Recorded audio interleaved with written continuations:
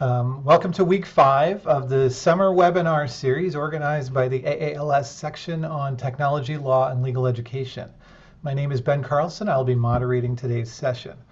Please note that you can register for future webinars in this series and watch recordings of past sessions on the section website, which I'm posting in the chat right now. We still have 5 more great sessions coming up the rest of the summer, so please check us out. And I'm very excited to introduce today's presentation titled Beyond the Hype, the Limitations of Legal AI, a crucially important topic as we all grapple with the true capabilities of this novel and disruptive technology. Today's presenters are Becca Rich and Jenny Wondracek. Becca Rich is the Assistant Dean for the Law Library and Technology Services and an Assistant Teaching Professor at the Drexel University Thomas R. Klein School of Law. She specializes in the intersection of law, disability, technology, and education. Dean Rich teaches compliance-focused courses in the MLS and JD programs, including AI and the Law, Disability Law, and Education Law. Her research centers on legal pedagogy, AI, and supporting neurodivergent law students with artificial intelligence. She has presented on AI, ethics, and pedagogy at AALS, ABA Tech Show, AALL, just to name a few. She serves on Drexel University's Standing Committee on Artificial Intelligence and has co-chaired the Working Group Subcommittee on AI and Pedagogy. Her dedication to teaching and pedagogy mentorship is highlighted by her selection for Drexel's 2024 Teaching Academy. Jenny Wondracek is the director of the Law Library and a professor of legal research and writing at Capital University Law School. With extensive expertise in legal technology, she has held positions at the UF Legal Information Center and UNT Dallas College of Law, UF is Florida, where she pioneered the first practice-related technology requirement for JD candidates in the US. Professor Wondracek's focus includes VR, 360 photography, generative AI, and technology competence in the legal field. A frequent speaker at conferences and CLE events, she was recognized as an ABA TRC Women of Legal Tech honoree and a Fast Case 50 member in 2021. We will do Q&A at the end after the presentation is over. Please type any questions you have into the Q&A function if you want me to read them, or you will have the opportunity to raise your hand if you want to unmute and ask questions yourself. So with that, I will turn it over to Becca and Jenny to take us on this journey.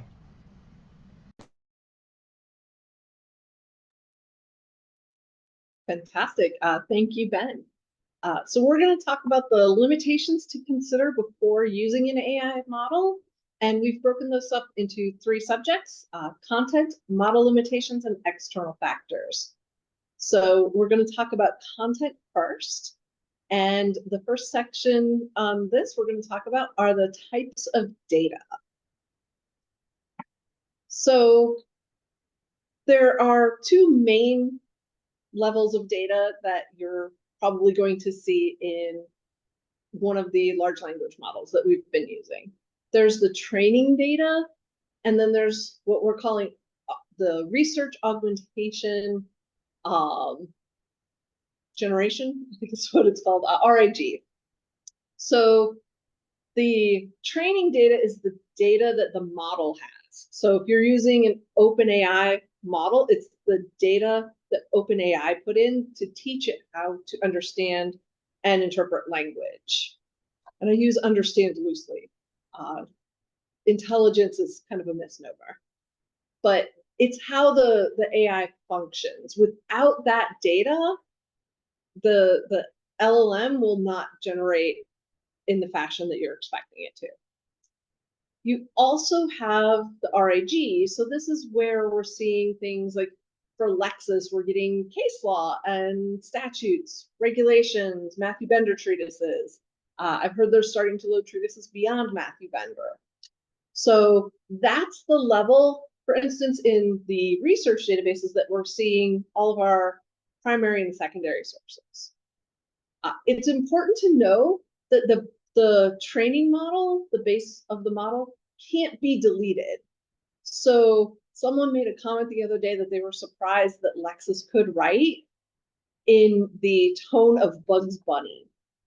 Well, Bugs Bunny is in that training model data, so it still exists. It knows what you mean when you ask it to generate something as a Bugs Bunny cartoon. So don't be surprised when that's in there, but also know that means that that data is still potentially going to show up as you go along. It's going to focus on the RAG, but the training model data is still in the mix.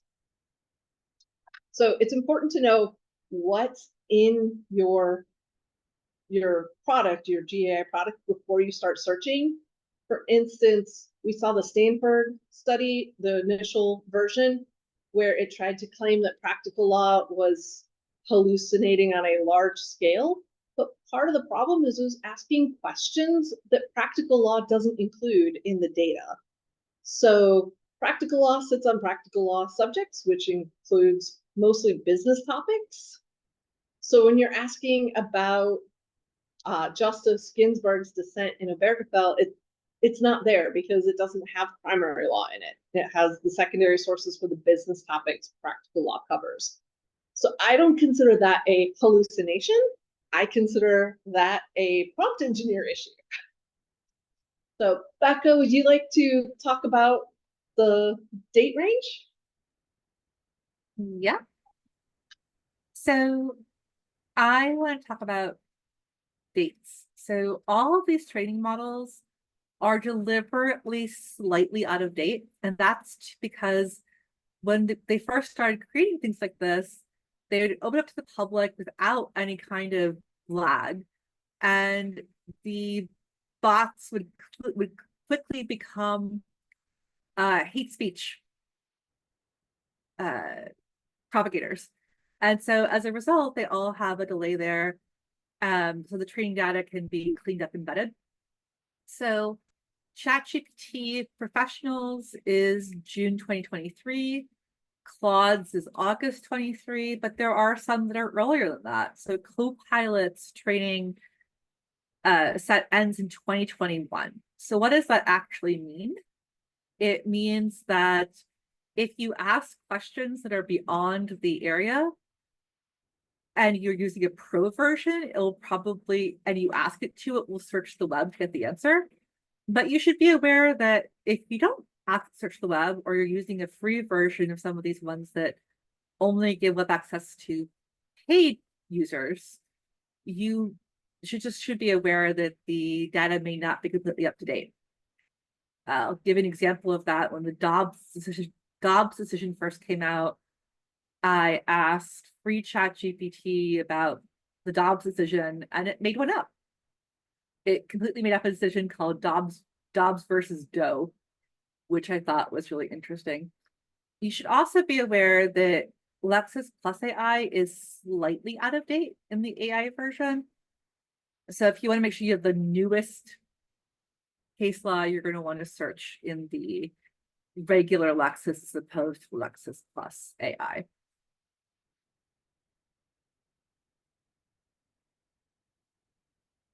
I also want to talk briefly about accessibility. I do think that that's an important factor. So I'm going to start with, I don't want to say this is entirely bad, because in my research and otherwise, AI has been a giant boon for all disabilities and has helped accessibility in many, many ways. And it will continue to do so. And I hope that we, as professionals, consider that when we think about what limitations we put on AI. That said, a lot of the AI tools do have some issues with accessibility. So ChatGPT and Microsoft Copilot are pretty good about this, but there are still some issues in there that a lot of websites have. So for example, there are places where it says button instead of a descriptive name for the button. So you can imagine that if you are trying to hit enter for your prompt and you can't see, and it just says button as opposed to submit, that could be a real issue. A lot of these smaller AI tools that are coming up, these ones that are brand new startups that don't have that kind of depth of expertise they have at larger ones, are not considering this at all in their interface. They're not really thinking about being screen reader friendly. So that's a factor. Also, you should be aware that one of the things that happens with these is that there's a multi-step process to read the output on a screen reader that is not true for others. Biggest issue with accessibility is websites that are just outsourcing everything to AI as far as like creating alt tags. And if you've ever used the PowerPoint alt tag generator, you'll know that it's just not that good. So always have a human in the loop with stuff like this to make sure that you are hitting best practices.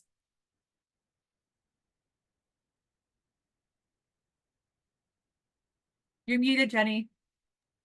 I saw that. Sorry. I want to talk about ownership of output. So the different systems have different terms of service.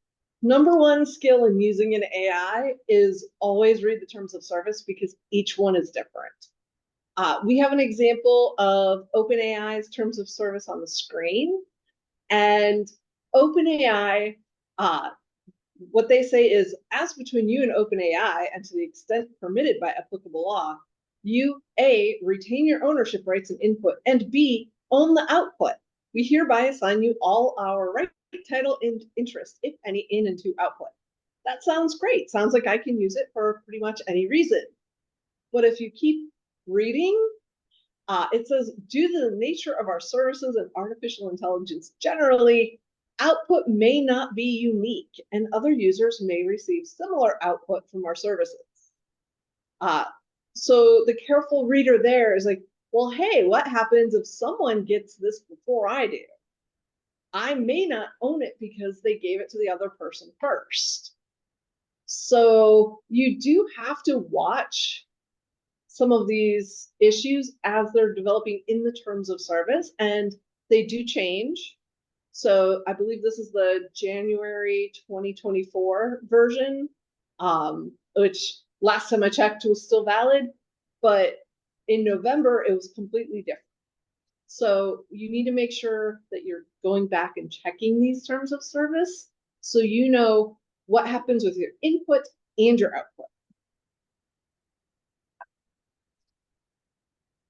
Becca? Yep, sorry. It was just, yeah. So forbidden output types. There are some things that AI tools can't do, and there are some things that AI tools won't do. So this is a screenshot from Claude, which has the most restrictive set of things it will not do. And I asked it to write a fictional manifesto about dental hygiene. And this is the start of the prompt. I went back and forth about 10 times. It would not write me a manifesto. It absolutely, all the other AI tools would, but it would not. But there are things a lot of the AI tools won't do. So a lot of the ones that are available to the public won't write legal documents. If you tell it it's a legal document, they've now realized that that's not their area of expertise.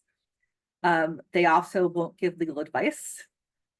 There's ways around that, but they don't like giving medical or legal advice for, I think, obvious liability reasons.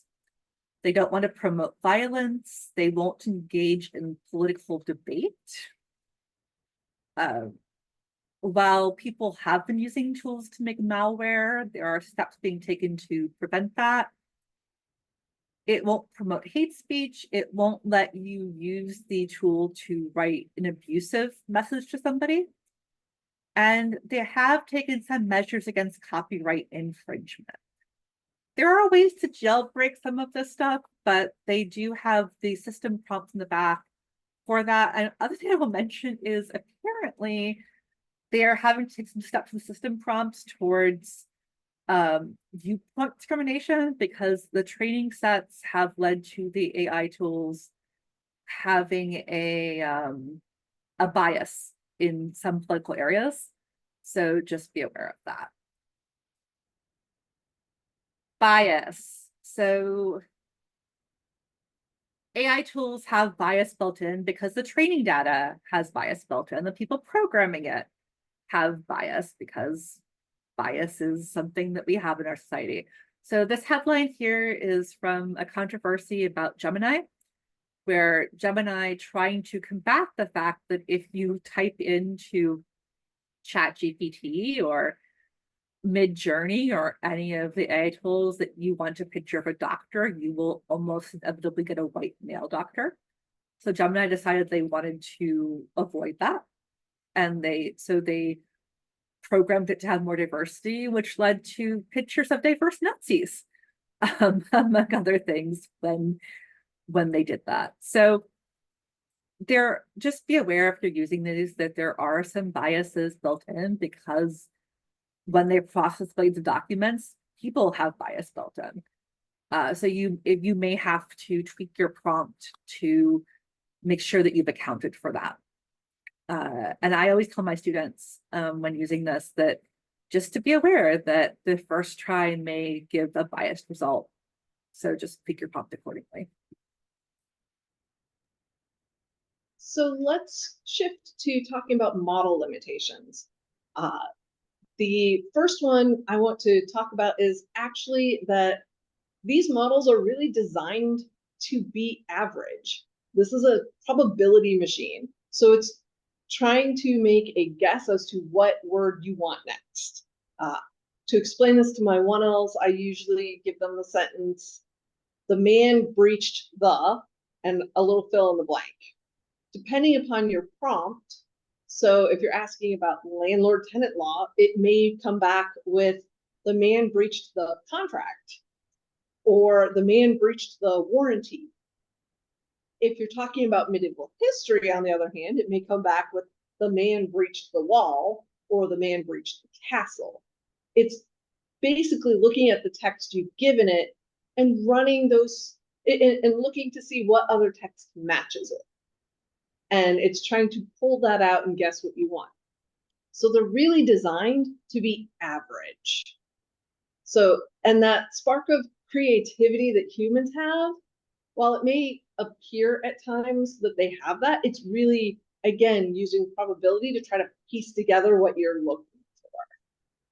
So that spark is not part of AI, and I might actually worry when we get to the point where it does have that creative spark.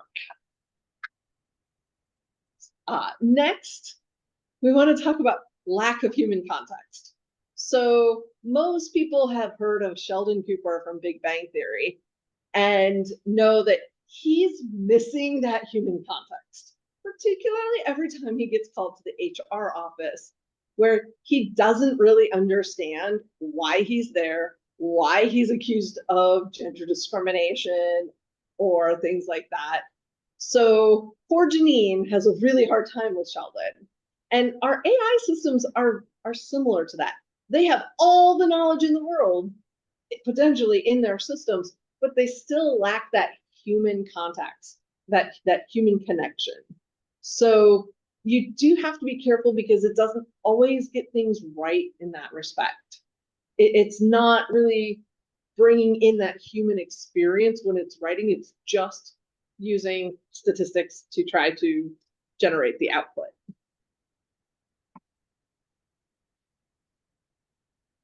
The AI is actively learning. So if you have an AI that is learning from what you put in, and most of the free versions, the AI is in fact learning what you put in, even the pro versions will improve as you learn unless you have an enterprise version.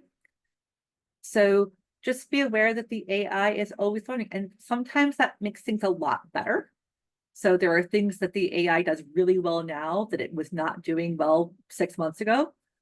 Sometimes it makes things worse. For example, I have now seen that some of the typical native speaker grammar mistakes that people made sometimes creep their way into the AI output because it's seen it so many times and it's just predictive that it will sometimes miss those grammar issues. So just be aware that the AI is always learning, always changing, and what it can do now may be very different than what it could do 6 months from now. Just a quick comment on that before I talked about prompt length. A lot of the systems are saying it's not going into the training model. So for instance, you shouldn't have Lexis seeing client information, another Lexis client. But a lot of these systems are now remembering from conversation to conversation what you said, and that's still being saved to your profile. So it's learning you along the way. For instance, when I generated the picture designed to be average from ChatGPT, I didn't ask it to include anything law related, but it put in the scales of justice anyway, based on our previous conversations and my custom instructions saying, hey, I'm a law professor. It's like, oh, you probably want this in there. So just know it's learning on the grander scope, but it's also learning about you and applying. For prompt length, different AI models have different lengths that you can enter into your prompt. So you should be aware of that limitation before you really dig in and try to put something in, and all of a sudden it's like, sorry, I can't use that. And then you have to cut it down and cut it down. It's like when we first got used to Twitter, or like 240 characters was hard to fit things into. So sometimes you have to turn your prompting into steps. Like, okay, here's the first 2 paragraphs. I'm going to give you the next 2 paragraphs, and then you add it later. And thankfully, most of them have enough memory to remember that. But prompt length is one of those things you really need to know before you put your prompt in, or it's just going to frustrate you. I'll add that you can do something around that if the AI lets you upload a document. Those that can be a way of getting around it. Not all of them do, but more of them do these days, and that could be helpful. Talk about output length. So there are processing power limitations, and it does cost money to run this stuff through. So as a result, there are limitations that are placed on the output. So I'll give a couple of examples. One is image size. So if you create an image using ChatGPT or Microsoft Copilot or a lot of other tools, there are a limited number of sizes the image can be.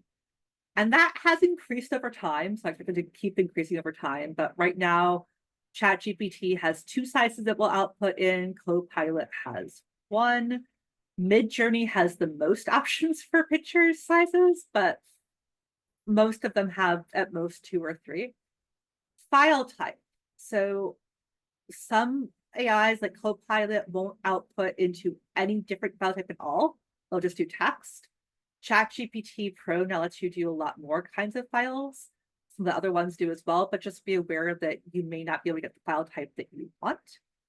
And the native output for the file type may be something that is unusual. So for example, the native file type for images is usually WebP, which is not something a lot of tools recognize as images. Text. So there are some AI tools like Jasper that are designed to write long form text, but most of the tools, especially the free tools, are not.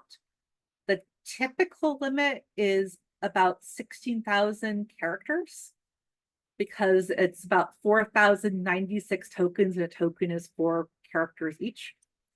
Most of the tools will have that as their initial output limit, some even less than that for free tools. Like I said, it does expand with paid tools. So there are, for example, Claude's paid version will output up to 500,000 characters. And you can always say keep going to get more text, but just be aware that are built-in limitations for what sizes your image can be, what sizes your files can be, and also what sizes your output can be.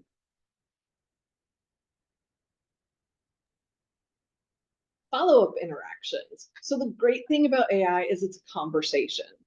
If you don't get what you want the first try, or if you need something to build on that first prompt, you can do a follow-up interaction. So if I have it, for instance, in Lexis AI doing research on a topic, I might come back and say, great, now give me the opposite views so I can counteract them. And it'll give me the counter arguments. You can sometimes come in later and add a follow-up at a different time as well. So your conversation isn't necessarily just to one point in time, but you generally have to be using a system where you have an account so it remembers who you are to take advantage of that. If you're just going to an open one, it's going to forget who you are before you come back to it. The other thing I want to say, some systems limit the number of follow-ups and some are unlimited. And part of the reason for this is ChatGPT is unlimited as far as I know, but it forgets the question after a while. And most of the commercial AIs we saw this with, where you get to like prompt 5 or 6 and you have to tell it, hey, you need to refresh yourself, or you just had to give it the information again to continue the conversation, because it just didn't have that built-in memory. So Lexis, when it initially launched Lexis Plus AI, limited the follow-up interactions to 10 to avoid, or sorry, to 5 to avoid that problem. They have since expanded it to 10 because the memory's gotten better. And I assume at some point they'll just take off the limitations, but they're waiting for the models to get better and better as they go. Can we move to the next slide? So one of the things about follow-ups is sometimes you have to do a change in jurisdiction. Unfortunately, some systems won't let you do that as a follow-up. So trial and error, I found out that Lexis AI currently only searches one jurisdiction. It does not include related federal jurisdictions. So I was researching a putative father registry issue, which is traditionally a state issue, but it was being challenged on the constitutionality. So the leading opinion is actually in the US Supreme Court. If I'm researching Ohio, that US Supreme Court opinion isn't going to pop up in Lexis AI because it's a different jurisdiction. When I tried to say, hey, include the related federal from these jurisdictions, it wouldn't do it as a follow-up. You had to officially start a new prompt to get that federal jurisdiction. So that's not in the training materials, though. That was found out simply by trial and error. So we do need to do some testing of the systems before we have that emergency situation where we have to rely on it and say, oh, I need this, and you don't realize it's missing part of your research. So just keep that in mind. Trial and error is still going to be part of our work.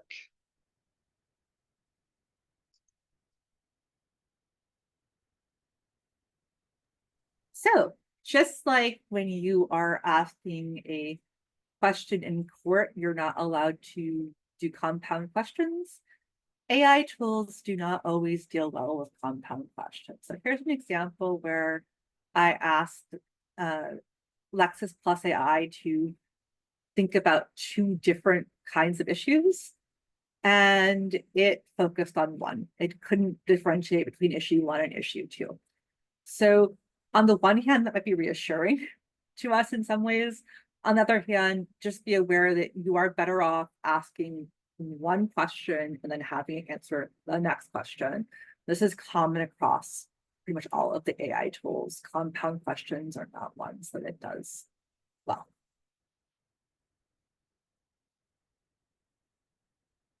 And then let's talk about underlying system instructions. So this is a tweet from March from, I believe, the CEO of Claude, and giving a list of the instructions that I give to Claude before anything that you enter on a prompt. These are things it tells Claude to do.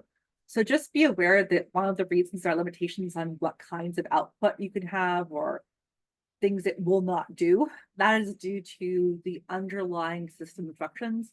And there's nothing that you can put in that will change those. Those are baked in before you ever get to what you put, just as if you put system instructions that are yours. If you have your starter system prompt like Jenny's, I am a law professor, those are the two things that could process before it processes anything else that you put in.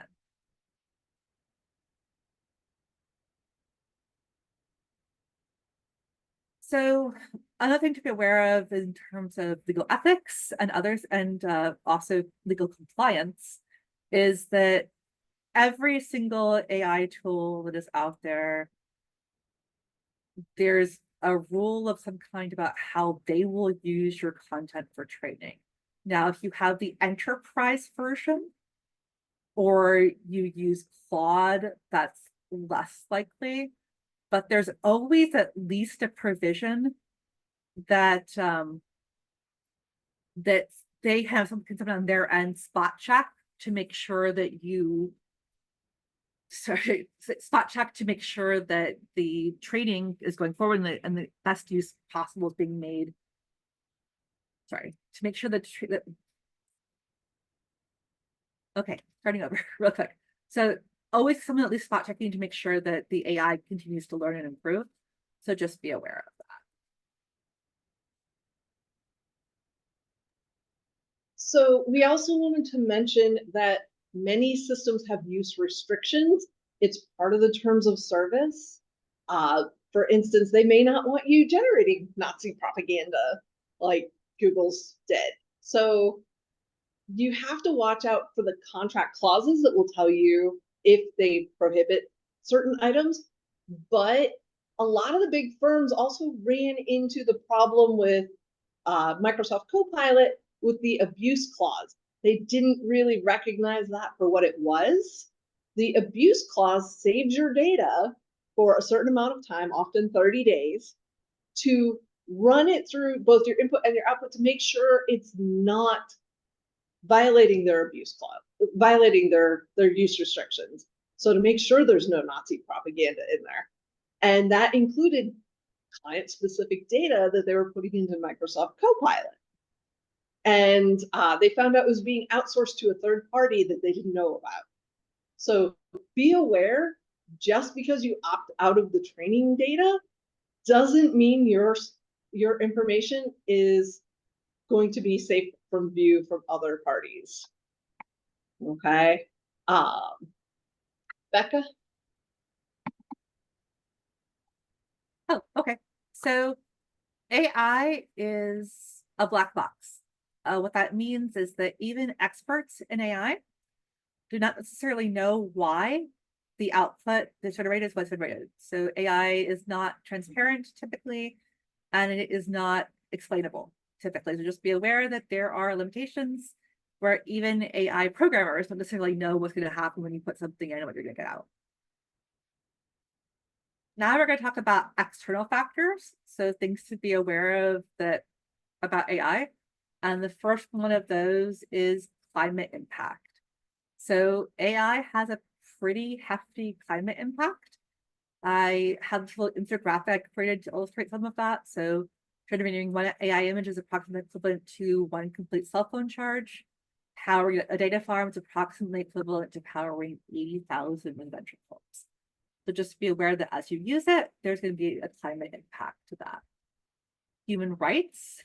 So AI does have some human rights implications. A lot of the checks on trading data are happening by people who are not being paid very well and who are maybe in countries where there are less protections. Secondly, a lot of the laws that are being written around AI right now have to do with protecting human rights. So in terms of making sure that the AI decision is being checked by a human so that it is fair and bias is being considered, the algorithms to determine sentencing or help determine sentencing have a human check to them, and that hiring has that provision as well. So there are some pretty serious human rights violations to using AI without being thoughtful and involving human rights. So we're running low on time, so we're going to speed up on these last few slides. We just want to let you know there's a lot of different regulation. We have our first state law about this. We have executive mandates about AI. I think every state in the union is actually working on a law We have standing orders from courts. We have our academic integrity policies.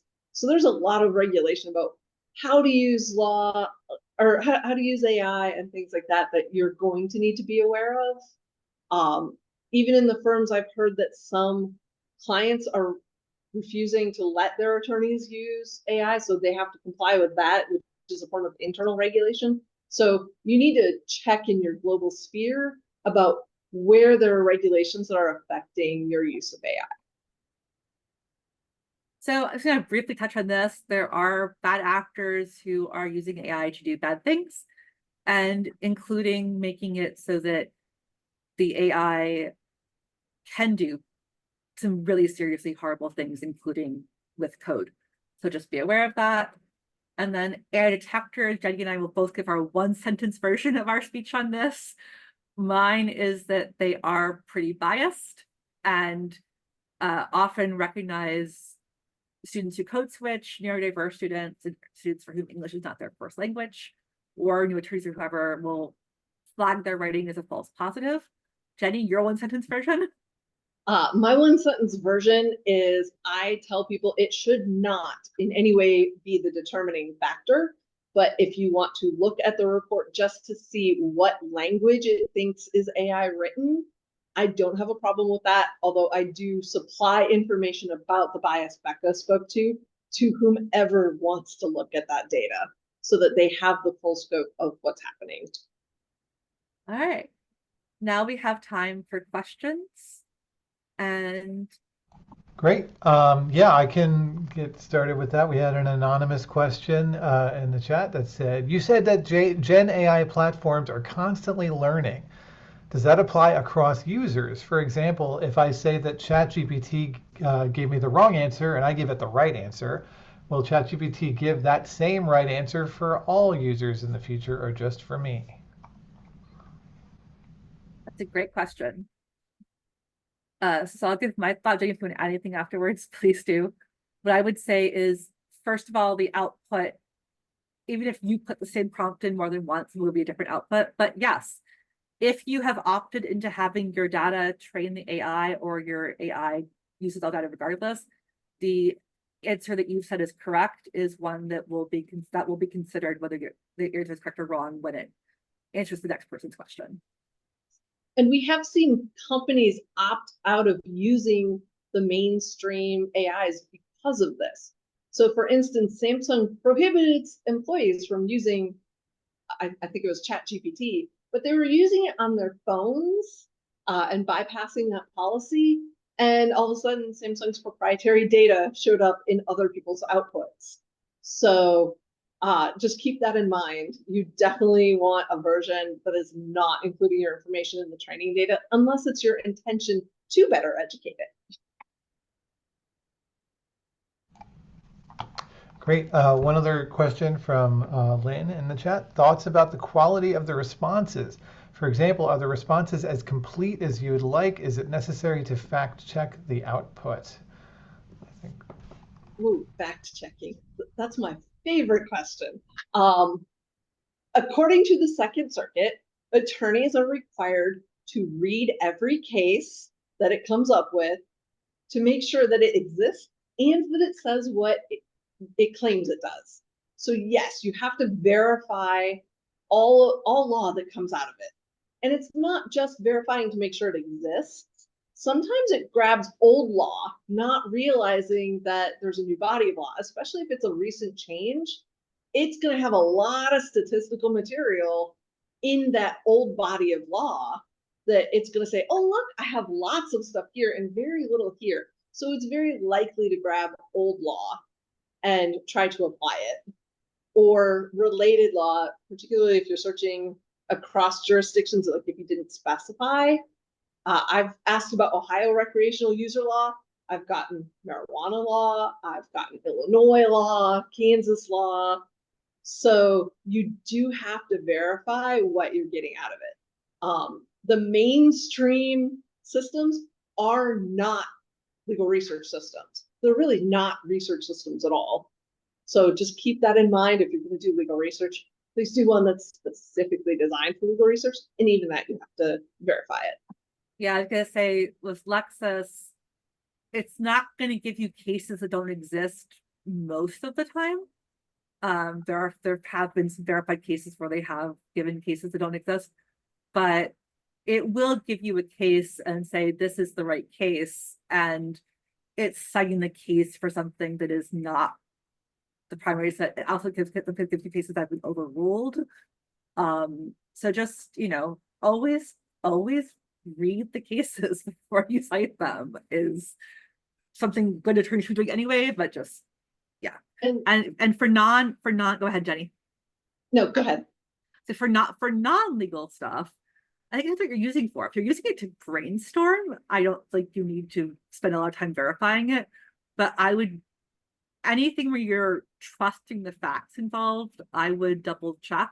There are some like Perplexity that will give you the citations used, and Google and Bing Copilot will also do that sometimes, but just check the source, which I'm sure everyone in this room does anyway. And just because a system uses RAG does not mean it is hallucination free. There isn't an LLM on the planet that is hallucination free. It's the nature of the beast. So when you see things advertised as hallucination free, that's generally false advertising. What you really want is to double check, particularly if it's high stakes. If a client's case depends on this, you need to double check it. Becca, there's a discussion about copyright in the chat that I saw you responded to. I didn't know if you wanted to expand on that a little bit and talk about the copyright issues. I mean, so what I will say is this is an area that is very much in flux right now.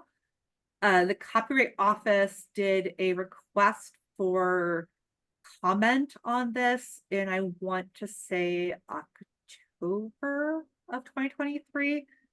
I verify me on that date if it matters to you, but it was very, very recently. They asked for some comments on it, and they are certainly reconsidering their policies, but right now the policy in the US is if it is entirely AI generated, it is not copyrightable. If it is partially AI generated, it may be copyrightable, but there's a recent case where a woman made a comic book and where she wrote the text and the AI did the images, and they found the text was copyrightable and the images were not copyrightable.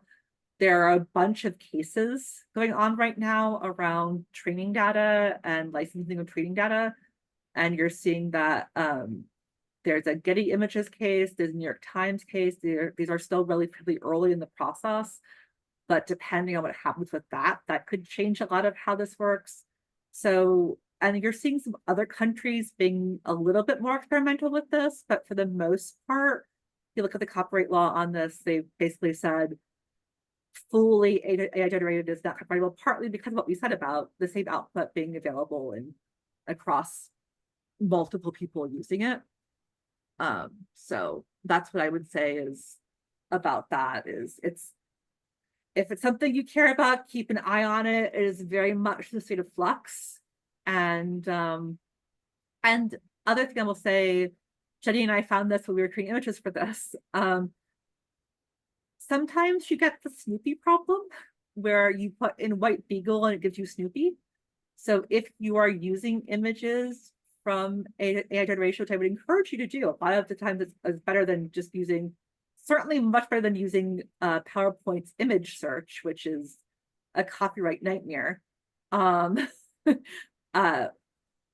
Just be aware that it may give you something copyrighted, even if you don't ask for it, and certainly don't ask for something copyrighted and use that in the setting where it matters. You want to add anything, Jenny? I did want to say they are slowly recognizing thin copyright. So just like West can hold copyright in the head notes and the editorial information on a judicial opinion, but it can't hold copyright on the judicial opinion itself. That's the way the Copyright Office is looking at aggregations of AI material. So let's say you had the AI write different essays. The way you aggregate it may be copyrightable. Any editorial information that's human written may be copyrightable, but the actual AI text is still not copyrightable. But as Becca said, this is a highly fluctuating area. So stay tuned. And Jonathan made a good point in the chat about how RAG is being used, how hallucinations are being caught, and what counts as a hallucination. I do think that's a good point, that what counts as that, but it wants to please you. AI tools are like small children and animals where they really want to make you happy. So it will give you what it thinks you want, even if it is not real. So just that's what I would say, is just be aware of that. So. And Jonathan, I do think that we do need a good definition for hallucination. I really don't think that practical law AI, the research that Stanford did, resulted in hallucinations. I think it resulted in mistaken prompt engineering. So I don't think you should consider those hallucinations. My main point, though, is you need to double check all information that really is high stakes, because there are hallucinations. I think the hallucination rates we've had reported are slightly exaggerated. I'm really looking forward to the law librarian benchmarking project that's going on with AI. If you have not heard of that, go on over to ailawlibrarians.com and you'll find a great blog post about it. But I think we'll see better results from their system, especially since they will have the opportunity to define hallucination. I also kind of wonder if the initial results were a way to try to push West to give them access to precision AI, which is what they really wanted to test. They didn't really want to test practical law. I will say also, pseudogenesis was an issue before AI became a big thing. So pseudogenesis is when someone puts a false citation in, sometimes just a mistake. You cite the wrong page, and then other people cite that citation over and over again without ever checking that citation. And that was happening before.